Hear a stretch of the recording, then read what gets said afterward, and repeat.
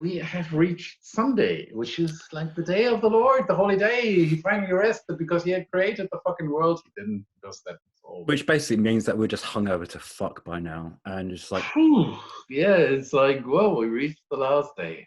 and it starts so much earlier now. It's the last day. I would get there beforehand at 6 o'clock and think how I'd still hungover like fuck, and it's like, how am I going to last the next 8 hours?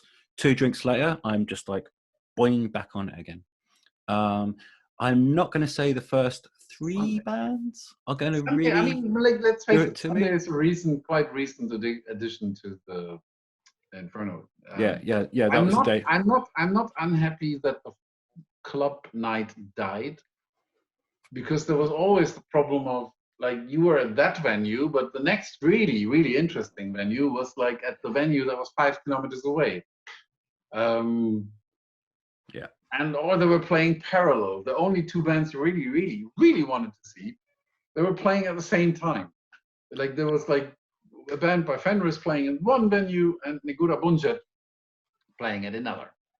Yeah. And that was the time when not everybody had seen Negura Bunjet yet, and they had just released and it was really, really important to see. And it was great that the Inferno Festival had booked them, but Fenris's band was playing at the same fucking time. So I'm not unhappy that the Wednesday club night died. In fact, I never liked it. But I loved gigs that had gigs for certain venues. Like, remember Victoria, the venue, which is like a kind of like so I have they put on different because like Jarbo was playing. Jarbo played there. Earth played there. Hamfirth. True. So I remember like watching Earth. And it's kind of these days, it's kind of very drawn out Americana, very languorous, and I love that band. And I remember like after that gig, this huge Viking, I didn't know this guy, just comes up to me and goes, "What was that all about?" And it wasn't like in any kind of accusatory way. Like, he kind of liked it, but he didn't know why, and he had no reference points for it. So I had to explain to him that this was originally this was the most important drone band, that without them there'd be no sun. Not that probably means a lot to Norwegian Inferno goers, but he was just genuinely curious, like, because he had no reference points for it, and he was trying to sort of trying to rationalize the experience he just had. But I remember like Sun at the oh Jesus. Yeah, and it's just like all these Norwegian people. That was a show that was beyond anything that. Yeah, all my hair saying. But like, I just remember like all these Norwegians going like, "What is this? What is this? And what is it doing to me? Why are my hairs on my arm standing on it?" That's not a Norwegian accent. Trying to imitate Norwegians. Like, Norwegians are more like, "Oh, why then?" Yeah, Danish. Sorry, Kamal also. Well, anyways. Yeah, I know what you mean. But I mean, that's one of the good things at the Inferno Festival, that they always manage to book some of the more outlying things. Yeah, but so there's, I think, there's apart from Sylvain, there's only one outlier band really that we'll come to later on today. Well, 2 actually, but one more so. I can't hardly see it because it's getting darker now, and my bottle of white wine is already empty, which is not a good sign. So like. Okay, what's next? So we are now on Sunday. We can just rifle through the first 3 bands. We just buried the club day, so we're now on Sunday. And the first band is something that I can't see anymore because Nachash. Nachash. Oslo black metal band. All right, never heard of them. Just again, nothing really. That it just doesn't really take off. It's just sometimes I guess sometimes Norwegian black metal can be a little bit complacent sometimes. Some of the newer bands. I can quote Buffy, the Vampire. Of course you can. Who wouldn't be able to do that? I can quote Buffy on this part, which is like, and she's just going through the motions. Yeah, I mean, it's got some power behind it, but it's just with black metal, I just need this kind of absolute belief. to really make it take off, and doesn't really do that. But it rattles along at a fine old pace. So thank you. I think that review will do. So yeah. next we move on to Sovereign, and I think that I leave to you as well. So they're the Mesopotamian band, I think. Another one. Yeah. Nachash. Yeah. So they're kind of like Myrkskog light. That doesn't sound good. Yeah. It's just from what I can remember of them, and so you can tell from their promo pic they all kind of fancy themselves a little bit, apart from this one guy who looks like an ironmonger, and the rest are all kind of like, look at my chest. Well, as a German, I can happily flout my ignorance, so I don't give a fuck. Next band, because I think your review kind of covered it. Whoredom Rife. Yeah. They're good at what they do, but they're not the best. Well said. So isn't it one of those Trondheim offspring of? Yeah, to be honest, I'm not a big fan of the entire Trondheim scene. I have a strange relationship with Whitetail One Head. I just think it's all, there's a lot of bluster involved and not a lot of innovation. I mean, my favorite, and that was of course one of the most great Inferno. That was one of the greatest Inferno moments that I missed. Vemod playing the Vigeland. Well, yeah, I was there, but Vemod playing Inferno itself. But Vemod they're not quite Trondheim, but Vemod transcend everything. They are very much Trondheim. Are they? Yes. Well, yeah, they're the exception. I know they've got a member in One Tail, One Head. Not just that. That is a very much Trondheim. Okay, I sit corrected in my dildo chair. Oh, goodness me. I mean, like, that was one of the bands. I remember one of the Beyond the Gates, or was it still Hole in the Sky? I think it was still Hole in the Sky. They played Inferno, they played Inferno, but I saw them play inside the Vigeland Museum. I couldn't, because a certain Jan Martin had given me the task to interview Jörn, Necrobutcher from Mayhem, and I agreed to it. And then when it happened to be at the very same time that Vemod was playing the Vigeland Mausoleum. God damn it. I was extremely pissed afterwards because everybody told me it was great and I missed it. Yeah, it was a ritual. A ritual. Ritual. So it wasn't like their normal gigs, but their normal gigs aren't normal. The words like it triggers me because like when I hear ritual, I think I don't want a ritual. I want a fucking concert. That wasn't a concert. It was a musical piece and performance. So it was music again. Yeah, but it wasn't like music. I don't want. It wasn't Vemod playing Vemod songs. Fucking hoodies with some 3 candles behind them. The rest of the gig staying in the dark, going blah, and then calling it a ritual and thinking this is art. Yeah, but at the Vigeland Mausoleum, what are you going to do? That I ever think about. So you can shove all your rituals up your fucking backsides. Maybe. Hey man, we don't play gigs, we play rituals, man. But anyway, but backsides. Anyways, you can shove up their rituals. I want music. All right, but anyways, I missed that. But then again, those 2, I think it was 2 hours in the end spent with Necrobutcher were also really fun because like that's the best black metal stand-up comedian I've ever seen. Yeah, he's fucking hilarious. He's amazing. He used me as his punching guy, like, oh, you're the German, like bam, bam, bam. So I get all punches, but like it was okay because he was just great.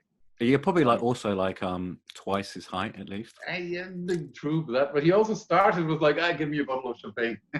Yeah. Class. And was of course his telltale Necrobutcher thing. But anyways, I missed the Vemod gig. So I'm going to do a link.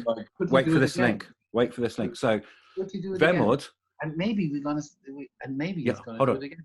Yeah, so Vemod are one of the most truly transcendent black metal bands I've seen live. And they played in London recently. Just takes just takes you absolutely, and they're moving away from traditional black metal, or not they're ever traditional black metal anyway, but they've got something so beautiful and just, you know, just that kind of the whoosh you get from black metal. They just, and I can tell you, I keep nagging Jan Martin for doing that again. Yeah. Okay. So talking of transcendent black metal, we move on to we are now possibly at my Oranssi yeah, Pazuzu. TBA again. Yeah. Wow, they do a second gig at this show. TBA. Oh. Yeah. Yeah, I missed that sadly. I keep saying like they kick ass. Yeah. No, I missed that one sadly. I was just preparing myself for Oranssi Pazuzu. Album of the year so far. Ooh. Worship. That is probably the finest thing coming out of Finland, just after Nightwish and Amorphis, of course. So those words are going to haunt you to your dying days. I had to do this because I knew you were going to like not like it. Yeah. But let's face it, Nightwish. So I'm going to start like with Oranssi, just anyway, like the first time they played Inferno Festival, which was downstairs at the John D, and it was just amazing. But I've been there from start to finish. Yeah, but the people were leaving before the end. It's like, you don't understand, come back. It's like, it's going to hit a crescendo. And anybody who left was let's say it, in Egypt. Yeah. And just like Egypt. Like, this whole gig is a journey, and it's going to reach crescendo, and you're going to walk out and you won't know where you are. You like every time they play. It was bleeding amazing.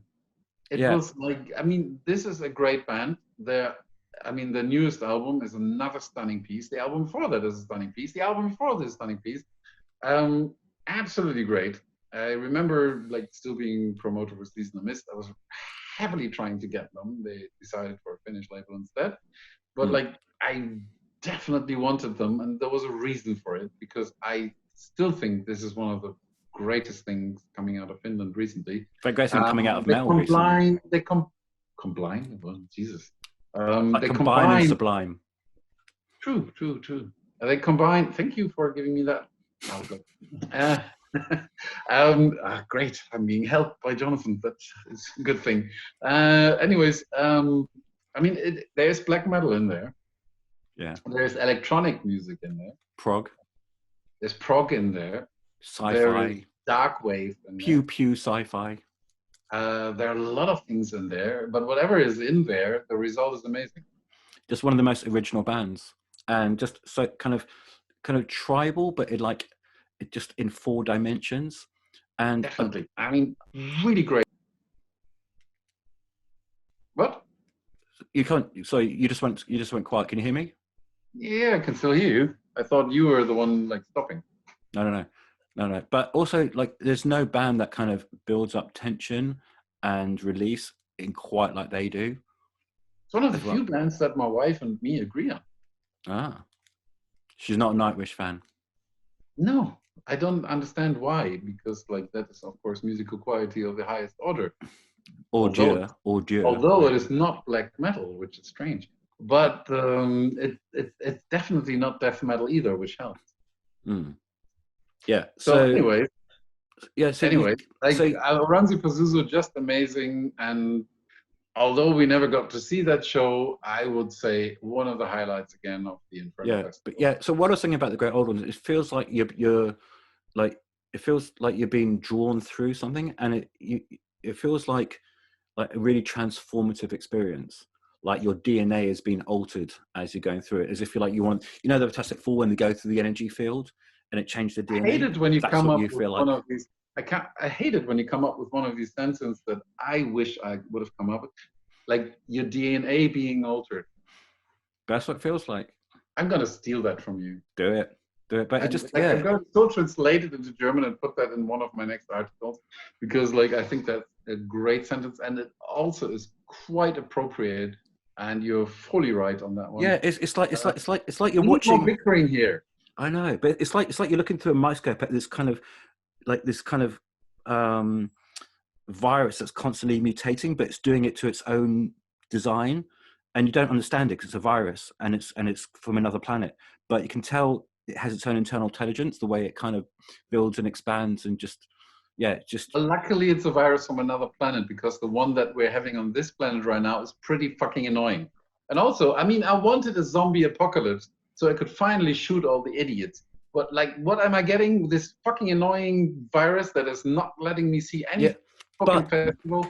So I did a piece on Oranssi for Melt Hammer, and I was saying that actually, you know, the whole kind of dread and isolation and the sense of unknown, like especially that's on the new album. Alienation might be the word. Yeah. But it kind of feels like what it's living through.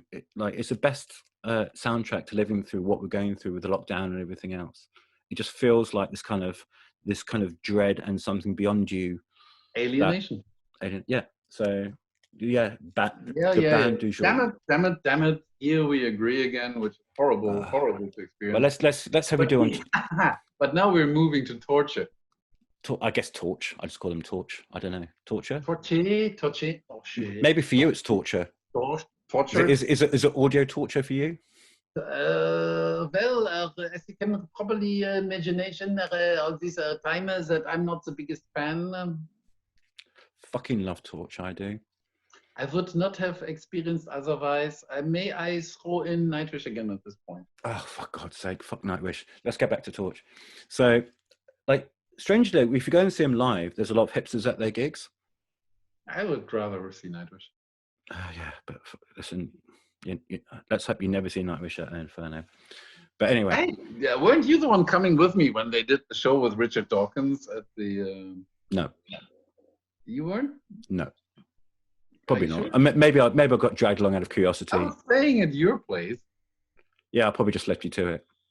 I think you were coming along because Richard Dawkins was. No, I've never seen Richard Dawkins on stage. Okay, then you didn't come along. Yeah. So that's actually where I got my picture with Richard Dawkins from. Right. So Torche, very American band. But they have these, and you know, some of their covers are bright pink, which will probably annoy metalheads, but they just have. Well, there's always Sunbather, but Death Heaven, which is definitely pretty pink. Yeah, she said destroy. Is it more magenta or is it more pink? What would you think? Death Heaven, it's pink enough. Pink or magenta? I don't know. I don't even want to look at that album to even. But like you know that I made Death Heaven the year it came out, the album of the year. I can't stand that band. Why? I didn't get past 2 tracks of the new album. I don't think the later stuff following Sunbather was as good as Sunbather was. The first EP was all right. Then it just got more sort of indie and more emo. I still think that Sunbather is a piece of genius, and I will not relent on that one. But then again, we had Torche here, but still, So they're so much fun. Like their riffs, they've got these kind of such surging riffs that just like expand, and they're just so groovy. Fun? Did you just say fun? Yeah. I fucking think that metal should be fun. They're not really metal. Seriously, they're not fun. I like tours. I like. We're at a black metal festival here, and you're like saying fun. Well, Trollfest played Inferno, and they were fucking great. Well, yeah, that's totally funny, but like, still like fun. Yeah, that is the question. But remember, I'm a German, so fun is not. Okay. So by fun, I mean exhilarating. Like the riffs feel like rockets going up. And like a whole bunch of rockets going up, and so let's just say exhilarating more than fun, but exhilarating can be fun. Rockets up your butt. But anyways, do you know the band Torche? Well, your ignorance. You know that like I was actually promoting one of their musicians in another band. Mm-hmm. You should remember that one. But like, not naming names here. Super nice dude though. But like, Torche is not for me. If you just like huge bristling riffs that got like rockets, Torche huge bristling riffs that got like rockets. I bet we're probably going to go the next 2 bands. Yeah, as I said, rockets up here.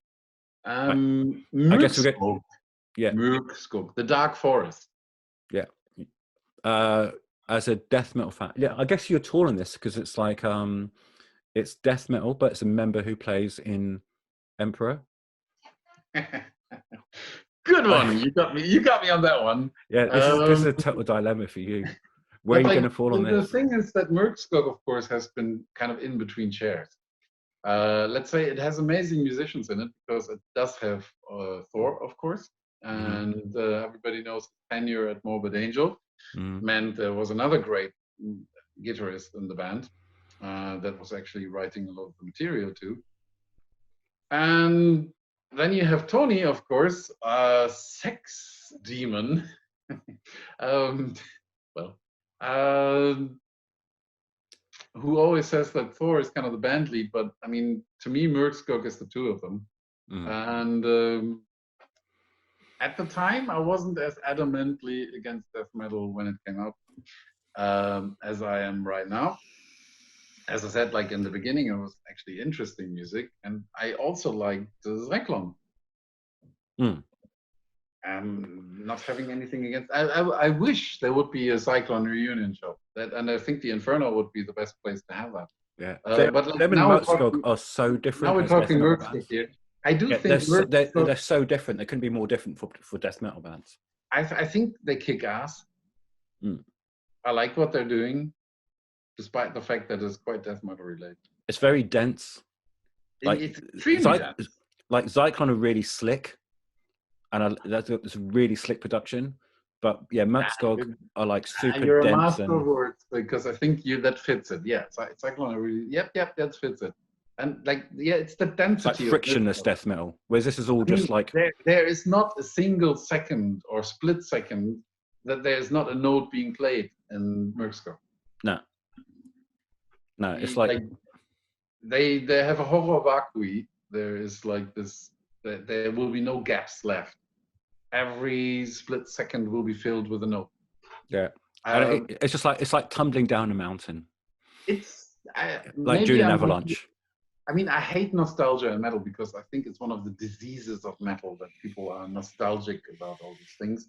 And then when something moves forward, they go like, I'm not interested. I want to hear the second rerun of Metallica playing an album they can't play properly anymore for the 500th time. Or you can like both. Like the whole thing about metal is that it holds both ends of it. One of the worst things of the metal scene is nostalgia. It means we're all old men enjoying music from the past instead of also embracing. I disagree. Like, you can't experiment unless you have deep roots and deep reverence for the past. Yeah, but at the same time, there's these people stuck in the fucking 80s going like, oh, that was the only time there's good music played. Idiots, sorry to say. But like, nostalgia is a disease. But then again, when it comes to Myrkskog, I might be a little bit nostalgic here. So I really liked the show that never happened, and I really hope they're going to do that next time again. And I'm pretty sure they're going to kick ass. End of story. Gunnar in likes death metal band, shocker. So I wonder what you make of Dyscarnate then. I'm not anything at all because I'm going to send Strata to review this. British band, British finally getting represented at the festival. Why is that? That is unnecessarily. And I mean, if any British band should have been represented at the festival, it's Winterfillet. And I've been saying that for years. Yeah, a great band. And new album's one of their best yet. But anyway. In bloody deed. So there should be Winterfillet, and Winterfillet. Yeah. Or this in what? Carnate? Whatever? Dyscarnate. So basically a 3-piece death metal band. Useless. No, because they clearly love Morbid Angel, and that makes them right. Like, no. But so they're still quite a modern death metal band, but you could saying it again. No. But it just Autos of Madness is the greatest death metal record ever made, and and yeah, they have that kind of angular feel to it that like, so a modern death metal band that actually knows their shit. So I think they're great. No. So right, well you missed out. Kreator. No. Kreator.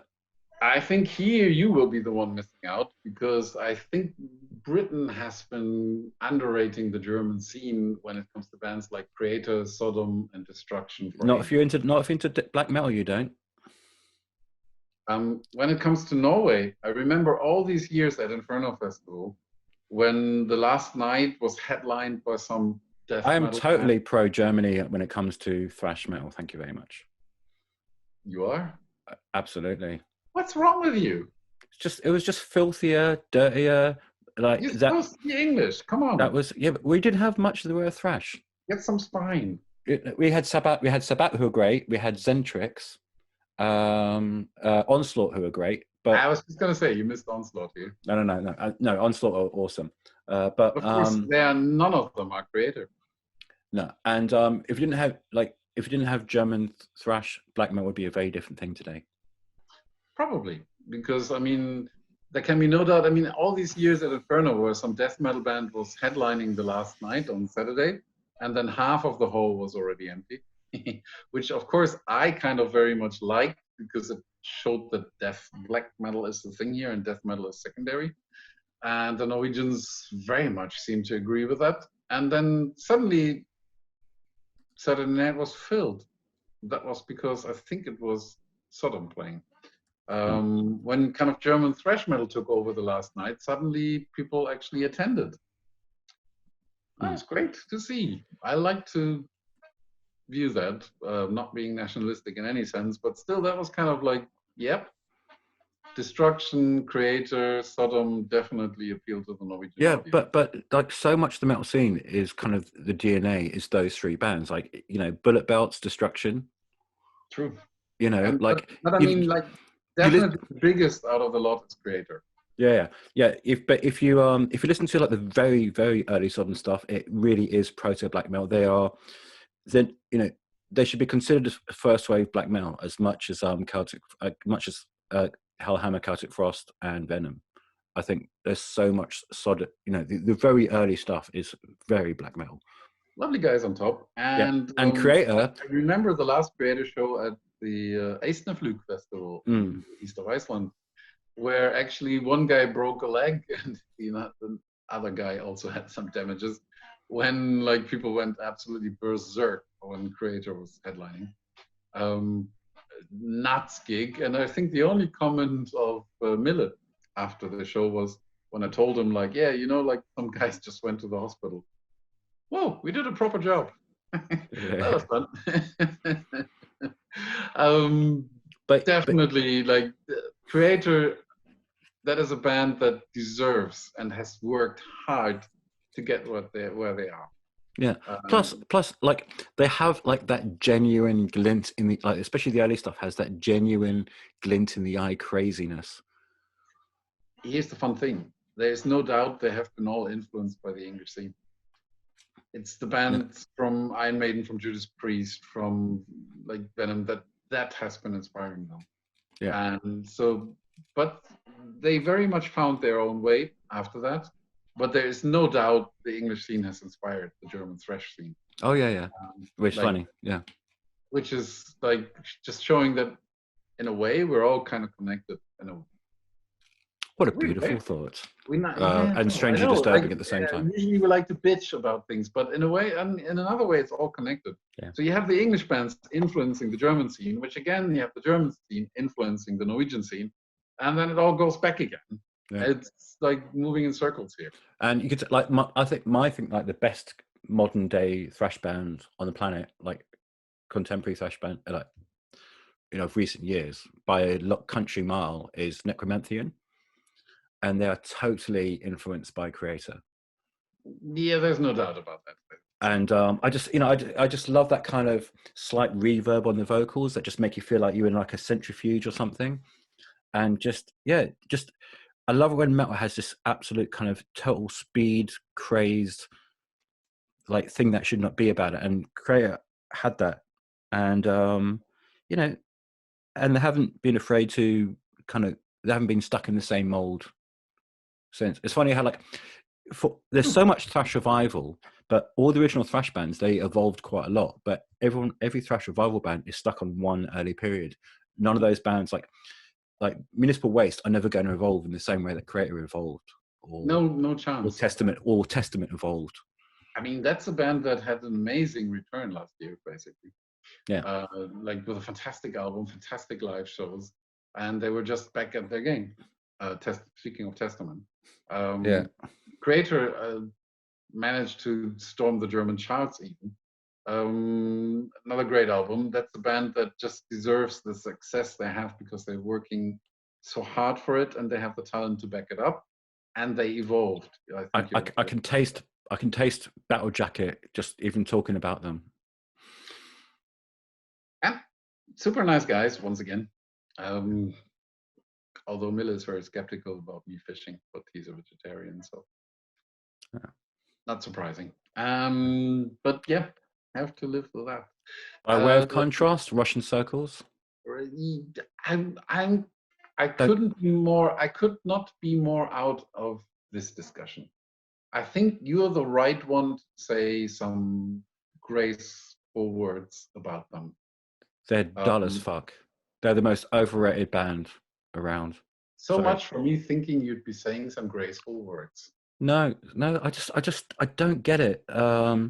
Like I like some of that kind of soundscapey, landscape instrumental music, but again, it's just like the same thing with with certain periods of Alcest. It just tends to it can tip over into insipid really quickly. I would very much at this point reject the idea that you could compare Russian boredom to Alcest. Just no, I used to make it like almost like an art project how much I could hate Alcest, and then they just made 2 good albums. I'm just like fuck, and I had to admit that the last 2 albums were really good. Does that mean we both agree on Russian Circles? Yeah, I don't. Let me sum it up. To me, this was a complete waste of festival time. No, you know what? They probably had about like 20 people. Then again, I like bands like this because they enable me to go to the bar without feeling bad about it and completely ignore what is happening on the stage. Yeah, they seem to be quite big I mean, they're almost like on the verge of being indie, but so. I think you're right. They're more appealing to an indie audience. I'm pretty sure in German Visions magazine, they're probably a great band. Yeah, there's one band that did that. I think they're just, maybe this is a good band. Maybe. I just don't get it. They're just on another planet from the one that I live on. And well. I just find it's just like, the music is kind of like, it's kind of vaguely hopeful, but it's kind of insipid. It's just like all the bands that came on after ISIS that didn't have that kind of sensuality that ISIS had, and it was just wishy-washy, drifting along, but like a little bit of ha ha ha at the end or something. It was just like, let me sum it up in about 3 syllables. Me. No, just like, it's just like, I don't know. It's just kind of like daydreaming or something. So the 2 bands, they might be a great band, but they're not for me. No, so there were 2 bands on either side of them that everyone should listen to, which is ISIS for the more atmospheric, and for the musical, for that kind of instrumental kind of thing. There's a band called Capricorns, which had members of Iron Monkey in it and various other bands, and they were fucking great. And no one else has been able to do what they do since, either of those 2 bands. All I have to say is Marduk. Yeah, but Russian Circles are in this kind of no man's land between those 2 anchor points. So just like imagine this German tiger tank crushing those Russian. But anyways, there was a cartoon on a TV show, in Kenny Everett show, called When Bambi Met Godzilla. You can imagine how that turned out. Bambi killed Godzilla? When Bambi met Godzilla. It's like pure cuteness and sugary. You can imagine how that turned out. Yeah. So that's Marduk versus Russian Circles. Yeah. Right. Yeah. Well, anyways, I don't like slamming bands. Well, I like in private, but not in public. Let's just skip Russian Circles and move to. Yeah, I've done all the slamming on that one. The obvious headliner. Mayhem. Yeah. There could be, when it comes to Mayhem, there is history and metal history and black metal history and Norwegian black metal history, speaking and whispering through every note, there is so much more. There's such a dimension that is additional to them just going on stage. Maybe we can break it down to the easy parts, because if we go into the history, we'll never stop. The easy parts are that Attila Chiha is probably one of the best frontmen of black metal. Yeah, I mean, it's not really. You can't really compare him to Host or Garl. No. But he's definitely his own thing. He's one of the most unique. And that's why he is one of the best frontmen of black metal, because he's unique. And he is his very own thing. He would never have aspired to be what Garl is, or he would have never have wanted to be what Host is. But him and Garl are very close. They would be obvious friends, because they're individuals. Yeah. Like highly individual mind. But like let's face it, he is one of the best frontmen that the black metal scene has to offer. Yeah. He's definitely in the top 3. But they're such a contradictory band, because they've got all this history, but they're so futuristic at the same time. Well, they don't give a crap. I have to say though, when a certain Englishman joined the band, I think they got a backbone in being good live into them. Yeah, I've seen some terrible Mayhem gigs. I saw some I think we all have throughout history. With Maniac as well. But let's face it. And Attila. I've seen amazing gigs with Maniac. I've seen really not so amazing gigs with Maniac. I've seen amazing gigs with Attila. I've seen not so amazing gigs with Attila. But I think once Charles, not to pronounce the French way, when Charles joined, I think that put some solidness to the band. Since then, I've not really seen a catastrophic gig. No. I think his ability as a guitar player is keeping the band on track. He's kind of forcing them to be good.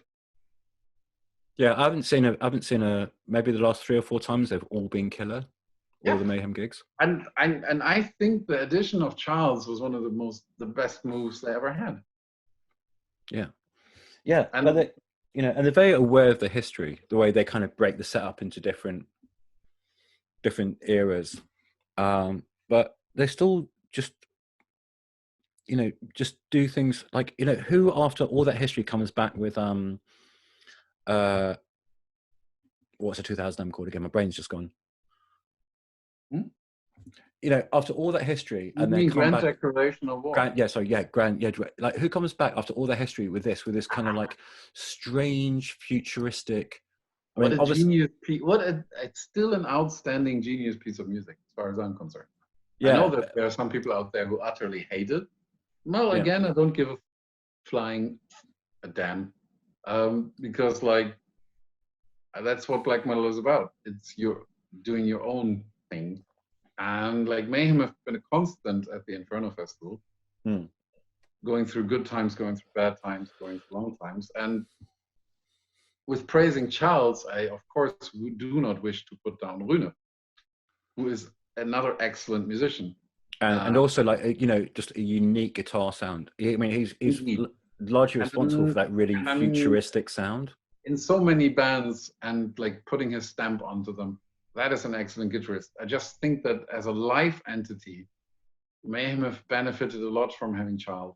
It's because he like keeps the things onto a certain level and onto a certain straightness. And I think he kind of raised you don't have to fear to see a bad gig these days, because like he will push everybody to do their best.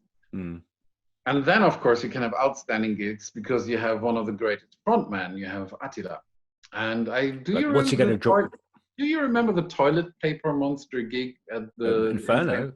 No, Hole in the Sky. Of course I do. Hole in the Sky, yeah. Yeah, where he had a table next to him with a bowl of fruit. And the interview in the middle of the gig, which no one could hear. And it was really horrible. And no one could hear the interview. Yeah, that was one of the problems of the whole thing. And it's one of the most... actually, the thing was, it wasn't, although it looked like toilet paper, it wasn't. Attila told me it was stolen towels from a hotel. Right. They made the mummy that he was looking at. And yeah, that was still one of the strangest gigs I've ever seen. It was an amazing failure. No, I thought it was incredible. It was Hellhammer who told me afterwards, yeah, we actually decided we wanted to fuck up the gig. And I have to say, they were excellently successful at that. But it was still shite. No, it wasn't shite. It wasn't. It was complete crap. It was bewildering. Yeah, but like that, it wasn't good. It was crap. I don't know. Do I want a repeat of that show? No. So it's like the first time, when you hear these really primitive bands like Beherit or Von, the first time you hear it, you go like, "Is this shit, or is it not?" I don't know. I really don't know. Sorry, but the Von show. Let me finish this analogy. So, and then halfway through, you start feeling, oh my god, I feel something like really primal, and it comes out, but you only feel it in this state of confusion, and then it just becomes this resonant frequency, and that's what I got at that festival, at that gig. So I noticed that the lighting in this room has gotten really bad without the sunshine from the outside, and I now look like the tomato monster. But then again, the Von gig was also one. I still have my huge phallus on my chair behind me, and you have the huge phallus of the gun turret, of the tank turret sticking out your head. So you're basically half dickhead, half Dalek. It's an 8.8. Just but I can't tell whether you look like you have a huge penis coming at your head or you're like a Dalek going to exterminate. Dalek is a very English thing, you know. We don't have these. Doctor Who, come on, it's international. No, it is not for Germany, mind you. But you still know, you know what it is. We didn't have robots that couldn't walk up the stairs. Yeah, bit of a design fault. I think it's a very English problem. Like, cannot walk up a stair, cannot have like carpets inside the. Like, they have carpets inside a bathroom. Why the fuck do you want to have carpets inside a bathroom? Yeah. And it's really bad if you shoot the dog in the kitchen and there's a carpet. But anyways, like, let's not talk about carpets. We're at Mayhem still. Yeah. So I thought the gig was. We have to decide how this gig was that we never saw. I would go with it was amazing. I would go. It was pretty fucking good. Yeah. Yeah, like just law of averages. Is that like on a run. Nostalgic? Is that us being nostalgic, or as you said, law of averages? No, because we've seen enough bad gigs, so we know what a bad Mayhem gig is like. True. We've also seen great Mayhem gigs. We've seen both, I guess. Yeah, so we know the difference, is what I'm saying. True. Let's say this one was a good one. So that was a fitting end to the Inferno 2020 that never happened. Yeah, the last time they headlined was the most drunk I've ever been at Inferno. I remember that one. I was I think I've been drinking whiskey all day. Also because it was the last night again, and I had one mission because Niflheim were playing. Oh, Niflheim. Yeah. You don't have to tell me. Most metal band. I remember a Grass Pop where we sponsored so many beers to the band that they managed to sleep. So I had one mission, was to get drunk in time for Niflheim, but they were the second band on. So I managed it with, more than managed it. And I continued in that vein. And I remember I was reviewing Mayhem. I think I had 3 remaining brain cells. And I'm just trying to sort of like focus these, use some kind of triangulation. Just keep a memory in your head. Make a mental note of just something you can say about the gig. Because that's when Maniac came on with Attila. That was amazing. Yeah. Later on that night at a Nushbill, I did end up falling actually flat on my face. No hands. Just boom. Good old boys were drinking whiskey and rye. Yeah, saying that would be the day that I humiliate myself in front of all my friends and peers. Singing this will be the day that I... Yeah, indeed. Yeah. And literally no hands. And I got up and in my head I say, it's okay, I'm fine. Sorry. But actually what I was probably saying was like... And Esther Segarra, the famed and best metal photographer, she was like, I think you should go back to your hotel room. And if she says, she's probably correct. Yeah. I would agree with that because that is the best metal photographer that we'll find on this planet. And of course, she has Like been at the Inferno, redefined, like metal looks. We think and about she metal has been differently at the after. Inferno Festival many, many times, where we Yeah. shared a photo bit. I think if we sum this up, this was a great Inferno that never happened. Yeah. It was the first time since 2001 that I have not been in Norway for Easter. Thanks goes to that little fucking, not even a microbe, because that isn't really a biological entity, little tiny thing that screwed all this up. May you die pretty soon. Yeah, I've actually got like Norway withdrawal symptoms. I have, well, as you know, my wife lives in Bergen, so I haven't been there because of the quarantine. My bank balance on him in Norway has withdrawal symptoms.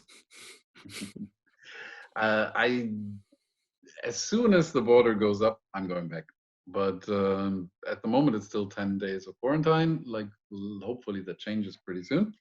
And of course, in 2021, we want to see another Inferno. Yeah, we do. And yeah, like it's like no way, go fuck yourself, virus. We need to be back. Yeah, it's because like, can we do another virtual review of a festival that never happened, as we just did?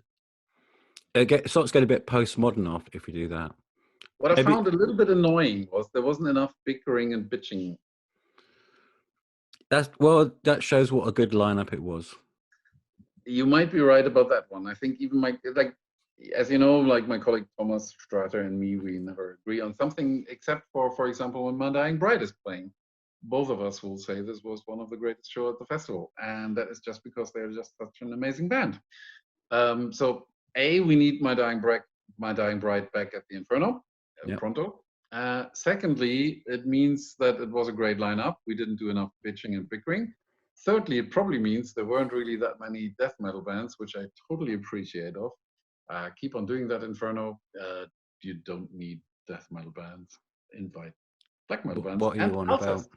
And Alcest. It's not. It's like Alcest, it's not like Jonathan will be bickering about. No, I mean I've kind of come around a little bit to Alcest. Like I really enjoyed Sylvain. So annoying. You should hate it.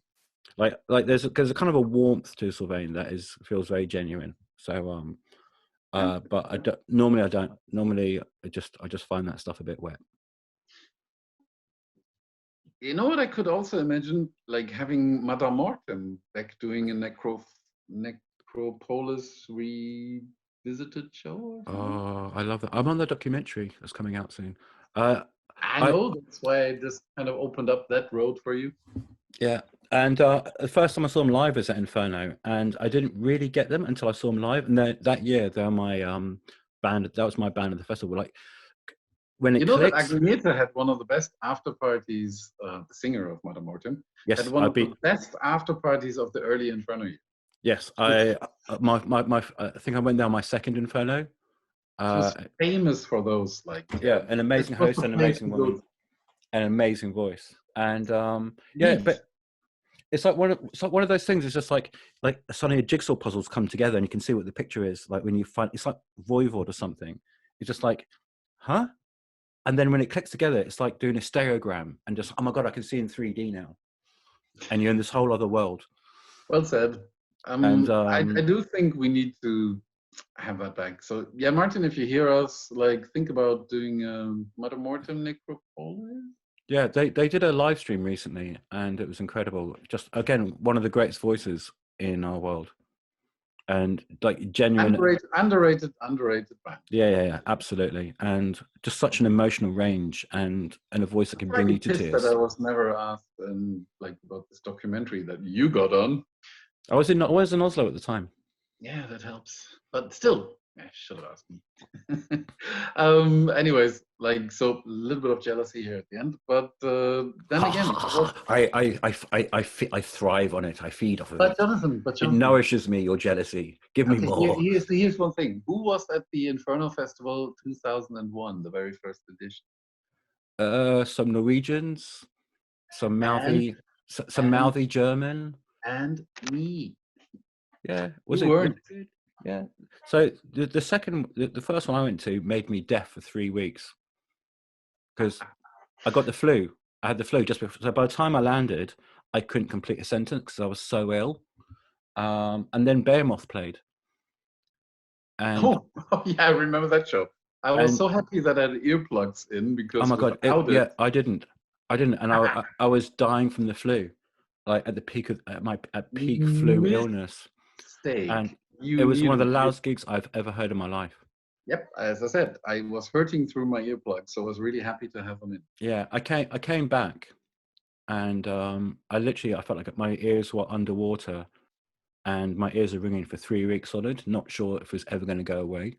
And any band could do that to me, I am yours. So I've been a humongous Behemoth fan ever since.